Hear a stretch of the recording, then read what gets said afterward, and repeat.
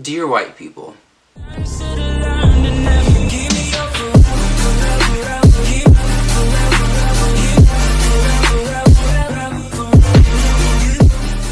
hey, it's your boy Dre coming at you with a brand new YouTube video.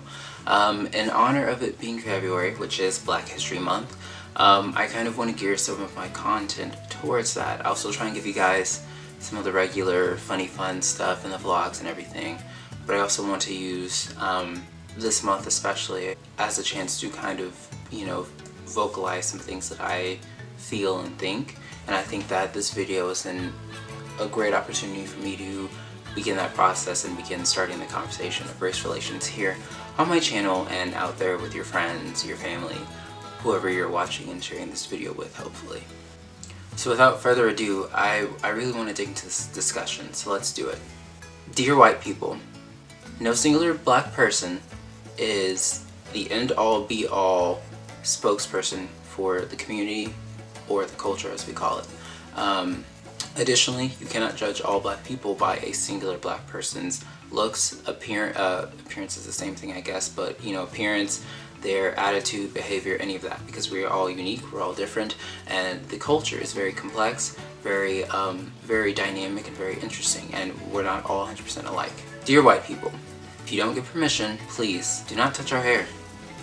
Now there are a couple of different reasons for this. Again, this video is based off of my experience, and other black people might feel different. They might feel the same. Regardless, this is why I feel this way. Number one, I sometimes feel like I'm in a petting zoo. Your hair, oh, let me see it, let me feel it. That's I think one of the main things. But additionally, it's just a personal space boundaries issue. Like, just because you're reaching for my hair initially doesn't mean that you're not gonna try and chin check me, gut punch me, and I don't have time. If I react and I start throwing punches and you get mad, you're in my personal space. Like, I have a right to defend myself if I feel threatened. 2 and 3, again, with it being my hair and the whole different hair texture, hair pattern thing, this might have taken me 30 minutes or longer on any given day, whether that was a week ago, yesterday, this morning. Please do not touch it because, again, since you don't have a similar hair texture and pattern, you're probably not going to understand how to touch it without potentially unraveling the curl pattern, messing up the hairstyle, and now if I'm not looking ratchet by the head for the rest of the day, I gotta go to someone's bathroom, get someone's supplies, someone's gel and shampoo or whatever else I gotta get, and I gotta try and fix it back up and put it back the way it was before you touched it. Dear white people,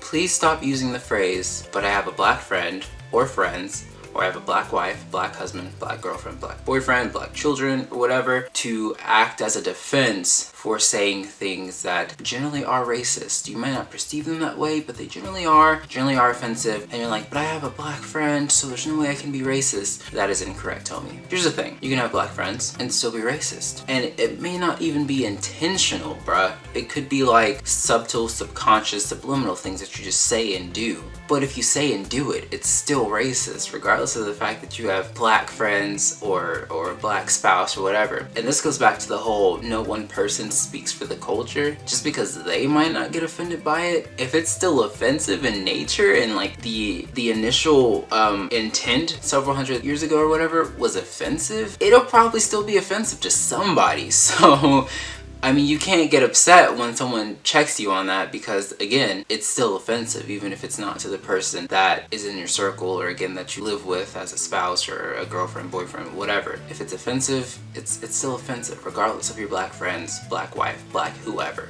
Lastly, dear white people, being pro-black is not being anti anything else. Being pro-black is not innately bad.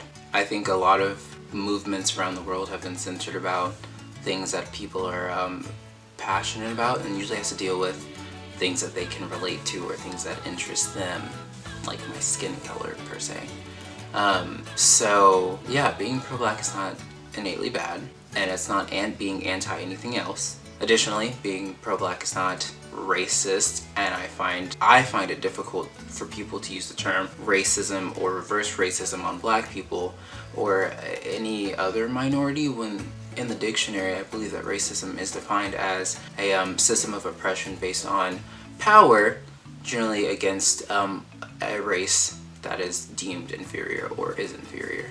And so the whole point of racism is that white people throughout history have deemed themselves as the superior race, and so they inflicted systems of oppression and did things to kind of minimize and oppress other races that were minorities, hence racism. So don't necessarily think that reverse racism can work like that.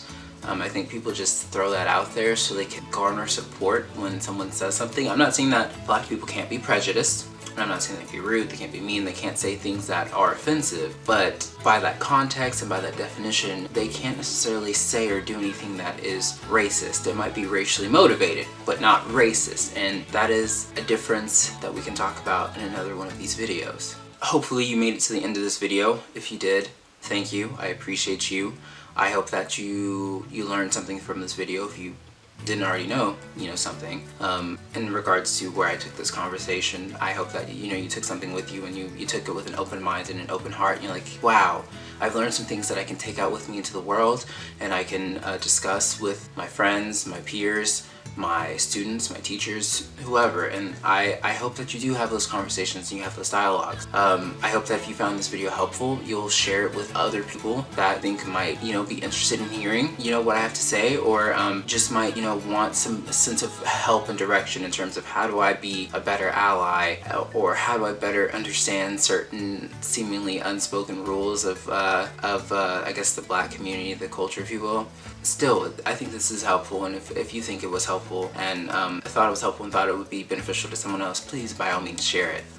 If you're new to my channel, this is your first time here, consider subscribing. I would appreciate it, and turn on the notification icon, the little bell thing. Click that to be notified when I post. As I said, with it being February, which is Black History Month, I'll have a lot more content kind of geared in that direction. Might still be like funny skits and things, or funny little rants or whatever, but like it'll be geared towards that direction and that conversation. I think that's all I've got for this video. If you guys are interested in another video like this, or like me doing a series of videos like this, by all means let me know in the comment sections down below. Fellow people of the culture, if you have any other things that you want to add in the comment section, or that you'd like me to touch on in future videos of these, if you want one, like, let me know, and engage with other people of other ethnicities and races. That's a great way to help open up the dialogue, because that's the whole purpose of this video, to open up the dialogue, continue it, and push it forward in a progressive and positive direction. But that is it for this video. I gotta get ready for class soon.